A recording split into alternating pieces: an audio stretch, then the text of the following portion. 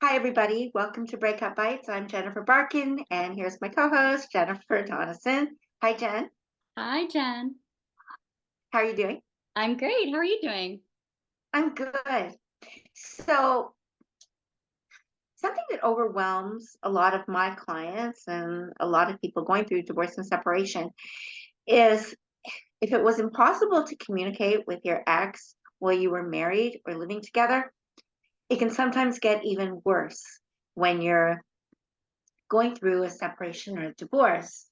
So, what we do know as mental health professionals, what happens in separation and divorce is the high conflict personality gets even more so. They escalate. So, if you thought it was bad before, it's getting worse now. So, today I thought we would talk to our listeners about how you can not get triggered, how you can communicate with your high conflict ex, because if you have children, you're likely going to have some sort of contact. What do you think? Absolutely. And I feel that there's many different suggestions out there on how to communicate with your ex partner when you do have to discuss the children. And one very popular one is parenting apps. And Mhm. parenting apps, I have very different opinions on. Sometimes I feel for them and sometimes against them. And I think it'll be important to discuss why and see what situation may be best for you, but also to talk about the reactions to the emails that you receive and how to maybe monitor that a little bit more so that you're not falling into the very contentious X, and how you can actually take the better path. Sounds good. So, as far as parenting apps go, the reason parenting apps came about was they were a way of having parents, I guess, a record, right? I know that the most popular one called Our Family Wizard, judges in the States, and I think it was North Carolina actually, a couple of years back, started recommending that their litigants communicated on this parenting app. And the one thing the Family Wizard did have, it had or has today, a tone monitor. So, once you press send, it's out there. But before you press send, it would light up red, like, you may not want to send that. Might be contentious or rude or whatever. So it gives people a chance to think about what they're going to say before they send it. But really, what this Family Wizard, it was a way of the parents communicating, the kids could be on the app, you could upload receipts for your extraordinary or Section 7 expenses, and it was just a way of keeping a record. hmm You know, Organizing. emails can be deleted. Emails can always be deleted, even though one person has the record in their email. But really, it was for accountability. hmm So that's one. And since then, there's been some copycats and there's been others, whether it's Talking Parents or App Close. There's a few of them that go. Um, Things that my clients, typically my parenting coordination clients, haven't liked about some of the apps, one in particular, was they find it very difficult to retrieve a message, to search for an old message. So that is one of the, I guess, the downsides. And also ones like Our Family Wizard, there's a cost.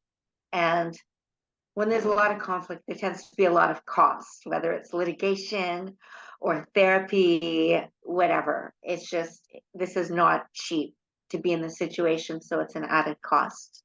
hmm So one thing that I love about these apps is that there's a lot of organizing that goes into it. So if the children have doctor's appointments, or the parents plan to go away for a certain week, or whatever the case may be with both parents' busy schedules, they're able to share the calendar, and they can't really use that as a conflict by saying, well, no, you never told me. Well, yes, I did. You can check the calendar and it's already in there. So that is really helpful, because I hear that very often where clients will say, well, they never told me, or no, it was they gave me a little notice, or there was no doctor appointment confirmation. Well, actually, if you look in the app, you'll see that there was. So that is helpful. But again, I also think that there's a lot of things that you can continue to communicate through email because that is something that can be tracked and documented as well. I know the courts usually typically like the parenting app because it's easier just to send everything to the lawyers that can disclose it in courts. But it's also almost a comforting way to communicate in one sense because in high conflict cases, sometimes you'll get one party sending text messages and then calling and then emailing from a different account and then calling from a different account and texting. And it's so overwhelming. And they say, well, you didn't reply to this. Well, what form of communication did it come in? And, every email is entitled urgent and must respond immediately as it's time sensitive. In the app, it's one contained place where it's not as stressful to come from different areas and you're able to really just say, okay, I have, for example, our family wizard message. I'm going to get to it and I know it's there. And the notifications come in and you're able to check it, even once a day. If you say that you're going to only check it once a day, it's not going to be coming at you from everywhere. So one thing that I've heard from people that are going through a lot of conflict that they don't like about using email is probably there's not much worse than getting up in the morning, opening up your email, and there's multiple messages from your ex that are abusive or contentious, whatever it may be. So, one little tip that I give my clients, I tell them to open up a secondary email for their legal, for their ex. And that way they can decide on their time, I'm going to check this other email account, the specific for these things, once a day. So I'm not getting up in the morning, having my coffee, opening it up, and kaboom, there it all is. So having that separate email, I find can really help instead of your primary email to Mhm. deal with that. Great point. And also, if there's any concern about hacking, I have clients who feel that they're being spied on. And if they have a separate email that the ex is not aware of, and they can just communicate with their lawyers or professionals through there, it is a little bit of a peace of mind to have that separate. And you're right, there's nothing worse than having, all these emails come up and the anxiety rises right away, and all of a sudden it's just overwhelming. Um, One of the things that I think that we should talk about is responding to these very contentious emails, whether it's through a parenting app or email or text messages. And, Jen, you and I both deal with very high conflict situations. And we know how we advise our clients if we're working on one side or even on both sides on how is best and most appropriate to respond. So maybe you can give a couple of tips. Sure. So one thing that I think people should know is they should read and learn the BIFF method. So BIFF, written by a lawyer who is also a social worker who runs something called the High Conflict Institute. And BIFF stands for, and his name is Bill Eddy, BIFF stands for brief, informative, friendly, and firm. And in a nutshell, the Coles Notes version of what that means is when you get a triggering email or message, you don't have to respond to the attacks. When you're a parent, all you need to do is respond to information about your child or your children. So, what does this look like? Um, you're a, you know what? I hate you. Of course, you did this. I bet you do blah, blah, blah. And you've had X amount of people in the bed last night. Da, da, da, da, da, da. I call it shenanigans or background noise, and you don't have to respond to that. What you do have to respond to is there's a PA day on Friday, dismissals early. Are you able to pick up at 2? That's what you respond to. The other stuff is background noise and don't engage in it. Do not respond. So brief, informative, friendly, and firm. That's a great start to getting people to understand that they do not have to respond to every little thing. I've had clients that come to me and before we've worked together have written pages of emails daily to each other, disparaging each other and then comments and then how bad of a parent they are. And then the other would respond with a rebuttal of everything that they've accused them of. And it's not only time consuming, it is just draining. And It's draining. it just goes in a circle. Yeah. So when you're dealing with that personality, yeah, it does. It does. Understand, don't try to win because you're not going to win. There's no winning. Know this. You can't control them and how they are going to act, but you do have control, and you have control over yourself. So control how you respond to this person. Mm-hmm.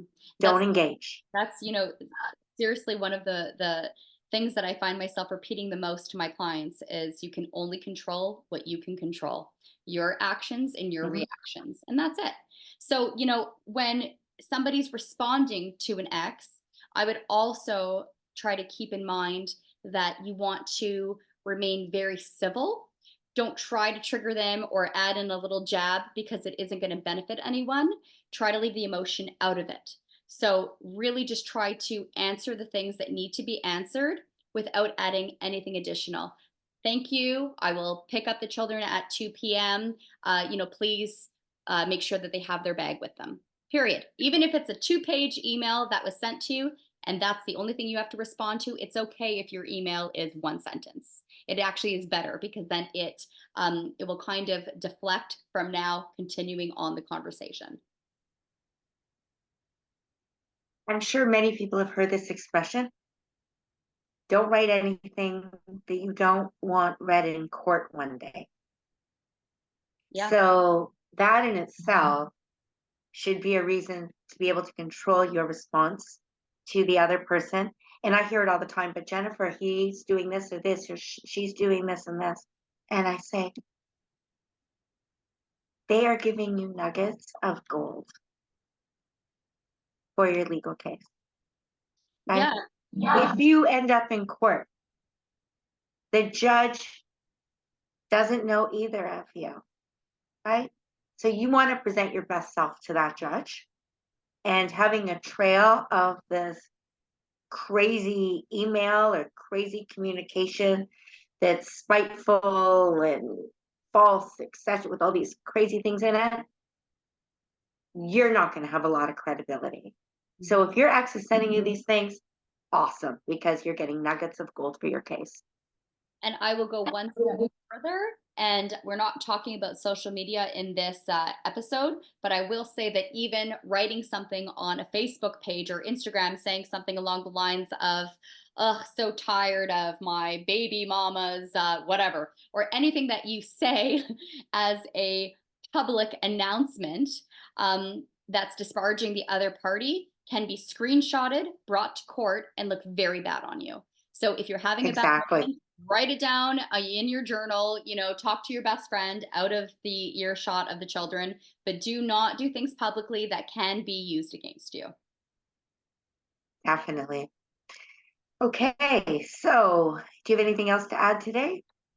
I think that there's so much more we can talk about, but for now, I think that it's important to just focus in on exactly what you said, the BIF method, short responses, just things that you need to actually respond to, and keeping the emotion out of it. All very important. And for the parenting apps, there's obviously pros and cons, but if you have a very high conflict situation and you want to keep everything organized and together, it's not a bad option. Exactly. I think the last thing I just want to add is, if you still feel that you're getting triggered and you're finding it hard not to respond, there's nothing wrong with getting a little bit of help. That's what divorce coaches are there for. Divorce coaches are there to help you through separation, through divorce. And really, they are good people to sound off to and to help you see a different perspective. Absolutely. Helps there. Thanks for watching. Thank you. Until next time, I'm Jennifer Barkin. And I'm Jennifer Donison.